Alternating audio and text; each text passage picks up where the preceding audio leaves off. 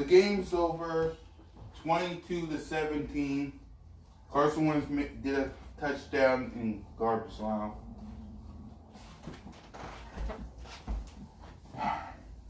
You want me to say Carson Wentz is the worst quarterback ever? Fine. Carson Wentz is the worst quarterback ever. Happy? He is. I blame the coach more, but Carson Wentz is the worst quarterback ever.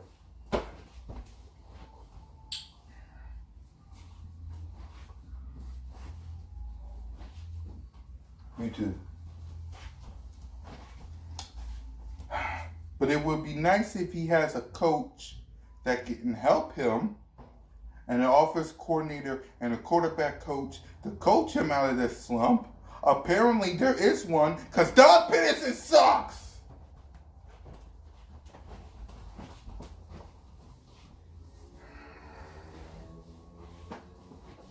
But sure, let's blame Carson Wentz. Yeah, let's do it. Sure. 2 interceptions. I agree with you. 2 bad interceptions. Got sacked a couple of times. Bad throws and bad plays. Bad decision. I agree with you. I also agree the receiver's not catching the ball that much. It was on Goddard and Richard Rodgers. I also agree that Doug Peterson stopped running the damn ball for whatever reason.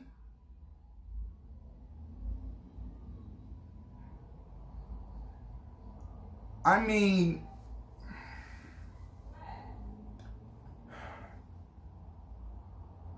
you can't get rid of Carson Wentz. As bad as he is, you can't get rid of him because you paid him $128 million with $108 million guaranteed. So you can't get rid of Carson Wentz, no matter how bad he is. Apparently, that's what Max Kellerman's going to say tomorrow. But I kind of agree with y'all. So the next best thing is to get rid of Doug Peterson, which I'm totally for. I'm totally for getting rid of Doug Peterson. And before anyone says, oh, well, you're still in first place, you can blame it on the damn tie. Thank the tie for the fact that we're still in first place. Thank the tie. Because if we didn't tie, we would be... Blame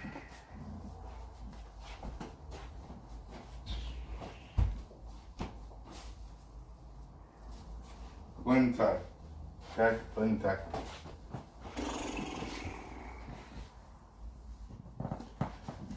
What I would like to do is give a standing ovation to the defense. I want to give a standing ovation to the defense.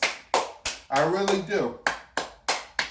Fletch Cox, Brandon Graham, Derek Barnett, Josh Sweat, Darius Slay, Mills and Avonte Maddox. Y'all got to step up your damn game. Y'all got to step up your game. But the defense, I'll give you guys a standing ovation. I will give the defense a standing ovation. It's a shame the offense couldn't help you.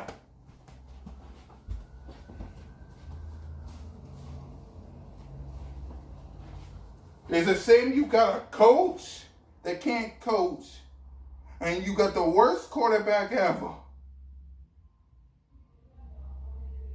who apparently is making bad decisions. And I know what y'all thinking. Let's get rid of him. Okay. Yeah. Who's quarterback? Jalen Hurts?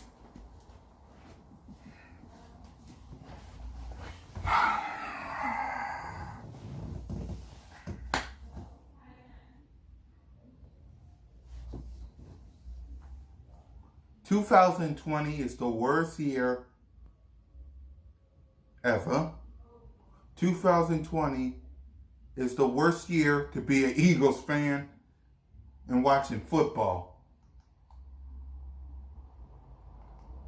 Because the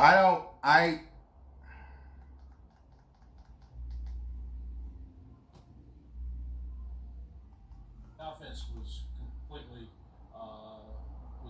hapless. 21-35, 235 passing yards, 2 touchdowns, 2 interceptions, a passer rating of 75.3. I bet you Baker Mayfield outplayed him, didn't he? Ugh.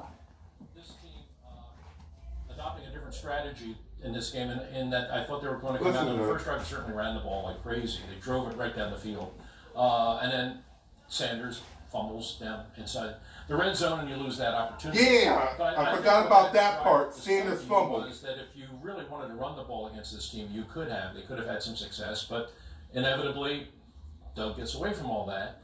And then you put it back in the hands of the quarterback, and then your play calling doesn't allow the quarterback to do what he does well. Nope. If you look at Wentz and you look at Mayfield right now at this point in their career, they're very similar type of guys. Mayfield is no world beater either himself, but the way their offense works, it makes him look better than he is, frankly. They stick with their running game, and they run the pass game off of their running game, which means that Mayfield, almost everything he does is a play-action pass. A lot of it is a fake handoff, and he rolls outside where he's comfortable. And they build their passing game, and they allow their quarterback to play to the strengths of his own game. Whereas it seems to me that with the Eagles, they don't do that nearly enough with Wentz. Look, Wentz, and I'm not trying to absolve Wentz or say that he's the victim here, because he's guilty of his own poor play. Worst quarterback. I would say that I think that the way the offense is structured right now, and the way Doug is calling the plays, keeping him in the pocket as much as he does, and not letting him get outside. If you look at if you put these two offenses side by side, you can see the Browns are doing everything they can to make their quarterback look good. And the Eagles right now aren't necessarily doing that with Wentz. Now, a lot of the stuff he's doing, it's on him. I understand that. But I think the play calling doesn't help. And the one thing that I've just kept coming back to looking at the Eagles to this point this year offensively is they don't have an identity. They don't have. There's nothing you can say. This is what they are. This is what they're good at. This is what they can do. Exactly. We kind of have this, and this works. And if all else fails, we can kind of go to this. And then we can build the rest of the offense off of that foundation. You saw it with the Browns today. In the first half of this game, they are a running team. They are a pure, solid, we're coming right at you running team. And in the first half, they couldn't run it at all, but they didn't get away from it.